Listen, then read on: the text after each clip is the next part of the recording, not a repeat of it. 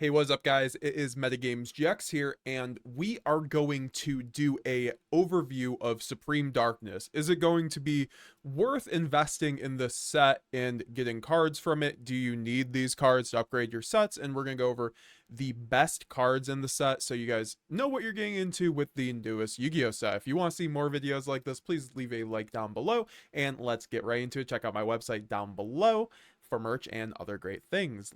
With Supreme Darkness being the set with Jaden on the cover, of course we are going to be getting new evil hero support because we gotta pay tribute to the Supreme King. So we're getting brand new evil hero support that helps the hero archetype out a lot. We have evil hero Toxic Bubble, which is a very good extender and just draws 2 cards on top of 3 brand new fusions in your evil hero Darkest Night, which helps you extend. And then you have evil hero Neos Lord, which is the cover card, and it's also a snatch steal, which is kind of neat. But I think that evil hero Inferno Wing Backfire will be ran a lot more because it helps you extend and add things like Dark Fusion from your deck to your hand, and it really does help the normal hero fusion archetype out, and you might even see heroes at your next regional or YCS. Be on the lookout for them. And also in the next set they get even more support. You might even see things like Fiendsmith being tacked into the deck now. I think at this point heroes are reaching such a groundswell of support where the deck's gonna take off one day, honestly, so be on the lookout for that. Next, we have the new White Forest support, which we have Azamina, the White Forest, which is amazing. This bridges the archetypes of Azamina and White Forest together, and even decks like Branded are going to be able to use this card pretty well. You can reveal this card in your hand and special summon 1 White Forest or Azamina from your hand. During your main phase, you can fusion summon 1 Azamina fusion monster from your extra deck using monsters from your hand or field. If this card is sent to the graveyard as a synchro material, you can add 1 Sinful Spoils card from your deck to your hand. You can only use each effect of Elzet once per turn. So this card essentially allows you to fuse into your Azaminas and bridge the White Forest and the Azamina engine together so that things like Deception end up going really hard in this deck. Saint Azamina ends up cheating out any of the Azamina monsters for free, so you can end up summoning finally Azamina, Moa, Regino, since it's a quick play and get a few pops, and then you could also go into Muvri Lago and then into Soul for an additional pop. So this card is very cool, but you also get a new quick play Sinful Spoils of the White Forest, which is just a generic fusion card, which is going to be actually very cool to see teched into other engines. But I think it's one of the better cards because it allows you to special summon 1 Fiend Illusion or Spellcaster from your hand, or you can fusion summon 1 fusion monster from your extra deck using monsters from your hand or field as material. And it's searchable too, so it's just a searchable quick play poly, which is really good in my opinion. I think that this is something that you can search off of Wanted. Arguably, this is just like something you could run in Branded without the White Forest cards because it is a just quick play poly, So this is something that, White Forest fans and Azamina fans alike are going to be very happy about, and it really helps bridge the archetypes and give the White Forest archetype, which is a traditionally synchro-based archetype, with cards like Ryzeal, Diabel, and Silvera, but now you're going to be able to get into these while also having a nice fusion pile in Saint Azamina. You might even be able to go into the Snake Eyes Dam Dragon, which is a new card out of Supreme Darkness, which takes 1 Snake Eye monster, 1 Illusion monster. Of course, we lost OSS, so there isn't really going to be that White Forest Snake Eye deck that we saw in the OCG takeover for a little bit. But this card also allows you to target 1 face-up monster on the field and place it in the spell or trap card zone, and it's a very generic monster. It's also a super poly target, and you can also make it by contact fusing, essentially, by sending 2 face-up monster cards from your spell or trap card to the graveyard. So it's not real contact fuse, but you essentially don't need a polymerization to make it. You also have Azamina Unleashing, so that's pretty cool to see a nice well-rounding to the 2 archetypes. Maybe we'll see other support on top of Queen of the Azamina, which is a nice recursion kind of monster, and it also has a nice add effect. So it's not a bad card as well. You also have the new Fiendsmith support in the form of you also have the new Fiendsmith support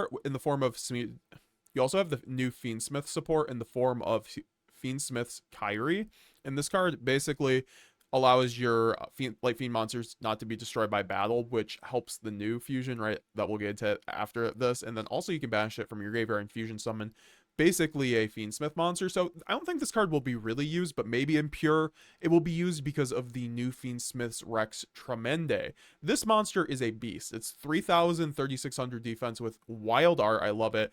And it requires one Fiendsmith fusion plus one fusion or link monster. So it's very easy to make in a Fiendsmith deck. Basically, any kind of route to sequence will make this monster. Now, unaffected by card effects except for Fiendsmith cards while equipped with the Fiendsmith spell.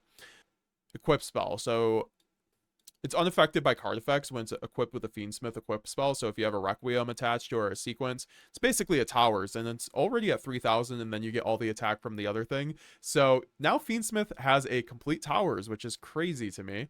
And then once per turn, if this card is fusion summon, you can discard one card, send one Light Fiend from your deck or extra deck to the graveyard. And if this card is sent to the graveyard, you can target one other Fiendsmith card in your graveyard or banishment and add it to your hand. So it's just free recursion. You can just start your engine again. It's just an incredible boss monster. And I think this is why you might see, you know, a lot of Fiendsmith engines in the next, you know, format, whether it's pure Fiendsmith, Primite Fiendsmith, or even ryzeal Fiendsmith.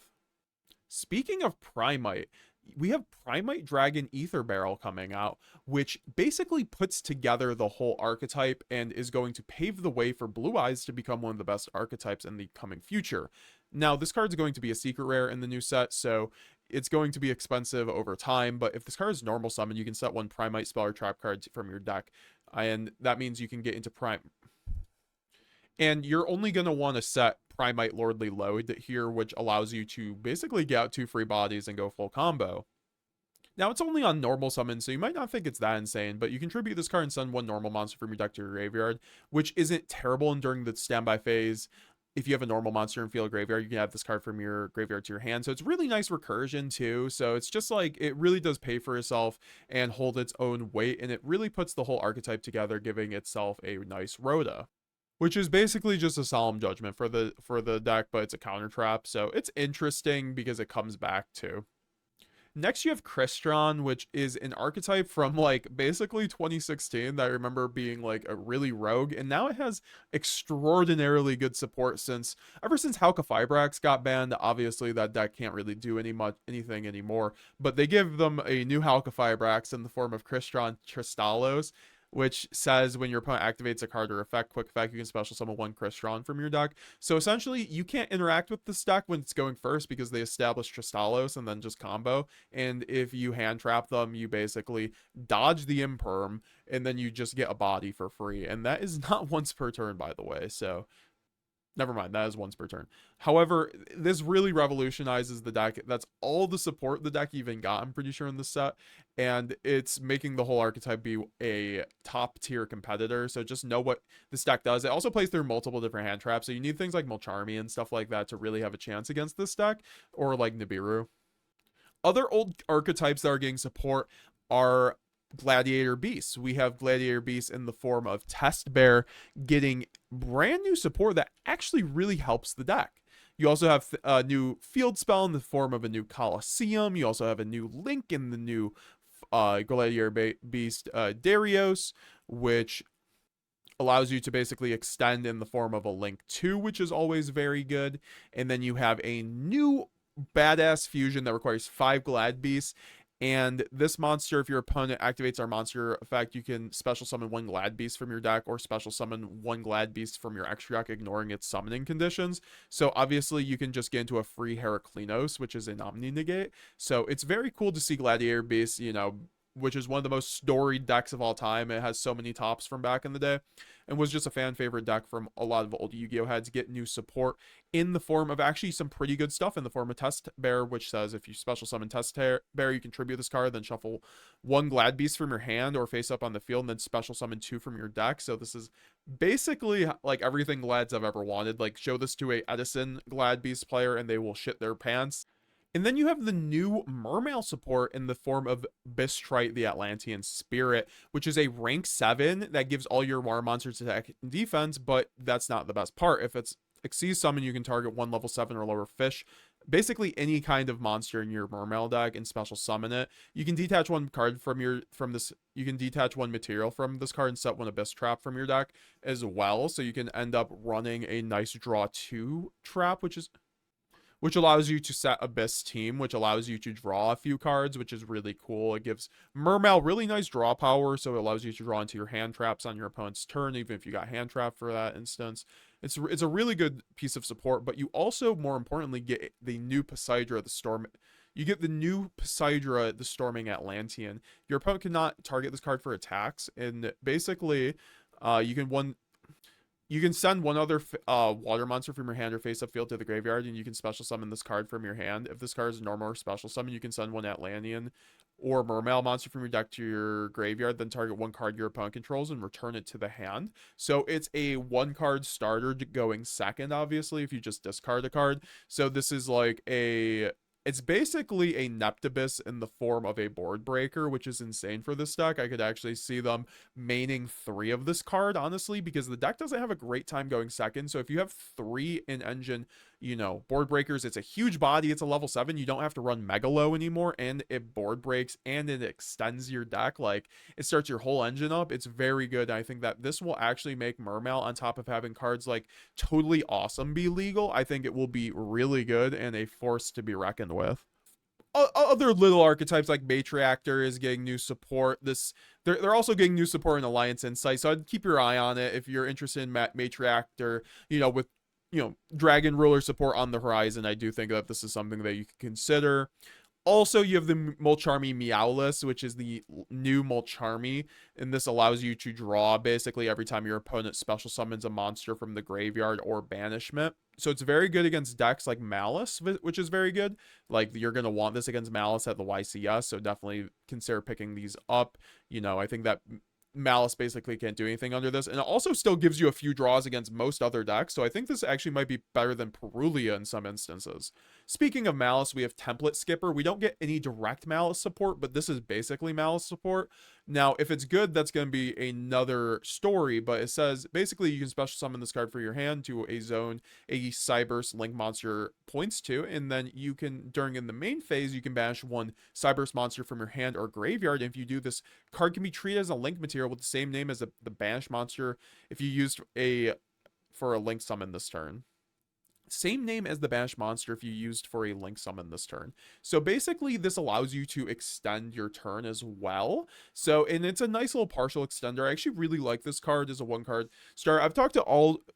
I really like this card as like an extender, and then I've talked to other Malice players, and they said that it's not maybe the best. So your mileage may vary, and some Malice variants might just succeed without this card, but it's definitely something you're gonna want to keep on your radar if you're a Malice player, or just playing against Malice and knowing what that does. I think the best card in the set is A Qu, the Lightless Shadow. It's the new Appaloosa. It's not as good as Appaloosa in theory, but I think that this card is going to be busted over time. It has incredible art, incredible name, and it's a link 4. It requires 2 monsters, including a Fiend monster, which you'd think might be hard because not every deck runs Fiends, but you can run a Fiend in your extra deck. So basically, most decks can link up into this, and any deck with a light or dark, it's going to want to summon a light or dark. You're going to probably be running a Fiend. So between the Fiendsmiths and then just like other things like Unchained cards, and then its effect during the main phase, quick effect, you can discard 1 card and then activate one of these effects, destroy 1 card on the field. Or you can banish this card until the end phase if you do special summon 1 light or dark from your graveyard. So it can also dodge and come back, kind of like SP. But it also special summons any light or dark from your graveyard, which is broken. You can special summon out the Barrier Statue of the Light and Barrier Statue of the Abyss, so that your opponent can't special anything but dark or light monsters. So that's just broken off the bat. That this just facilitates like pseudo basically going first FTKs, where your opponent can't special summon a monster. So that's very interesting that your opponent wanted to do that. And then it has a second effect during your standby phase. You can And then it has a second effect during your standby phase. You can draw cards equal to the number of different monster types in your graveyard, then place cards from your hand on the bottom of the deck in any order equal to the number of cards that you drew. So it's basically like you're going to end up drawing, I mean, it depends on the deck, right? If you're playing Malice, you're going to draw 1. But if you're playing like a pile deck like Lightsworn, you're going to probably draw 6. So you know, that's very broken. I think this card has a lot of potential. You also see decks like Hero using this. You know, any deck that can run lights or darks are going to want to run this. So it's a broken card. The QCR is going to be omega money over time. So definitely want to pick this up and just have it for your own collection. And also so you can use it in your own decks going forward, because it's going to be broken. This card is bannable, honestly, one day possibly. You also have updated Tenny support, which I'm not sure is going to be that good, to be honest. I think they just need better end boards pieces. It does give them extenders, but they aren't end board pieces, so it's stuff to look out for. You also have Twins of the Eclipse, which is brand new ryzeal support, essentially. This card can be made with level 4s or rank 4s, and it's going to basically make ryzeal the most broken deck in the whole format. I think if by far, even though ryzeal was already broken, this card basically, you run 2 Twins of the Eclipse, and anytime that your exizus go to the graveyard, you can loop your detonator. You could also run the Mitsurugi variant and just like loop Twins of the Eclipse and special summon out a King of the Feral Imps 3 different times, basically, because of Twins of the Eclipse. You can also hand rip loop, you know, with this card. It's very good. It's an amazing piece of grind game for every ryzeal variant, so I do think that you should have that on the radar. You also have Clockwork Knight, which will be good in future decks too. So yeah, what did you think of So overall, I think Supreme Darkness, while it's lacking just power punching support for, you know, the best archetypes, there's no maliss, no ryzeal support, which are the best decks. There's no archetype that's coming into the meta and switching up things. It's boosting a lot of other decks that have been pretty weak in the past, and then also giving, you know, support for future decks. So this is one of those sets that's going to age like fine wine, especially when Blue Eyes comes out in a few months. So, you know, get your Primite stuff, you know, and get your upgrades for your already, you know, your ryzeal and your maliss decks. And I think it has a little bit of everything between the Meowless and then other things like that. So what did you guys think? I'd recommend, you know, I wouldn't say go out and buy a bunch of sealed product. I'd just say buy your singles and be happy with that and upgrade your decks, and you'll be good. I'm not sure. These cards should be in the Megatons, but I wouldn't take my certain on that. But yeah, what did you guys think? What was your favorite card that I went over? And we'll be seeing you guys later. METAGAMESGX signing out.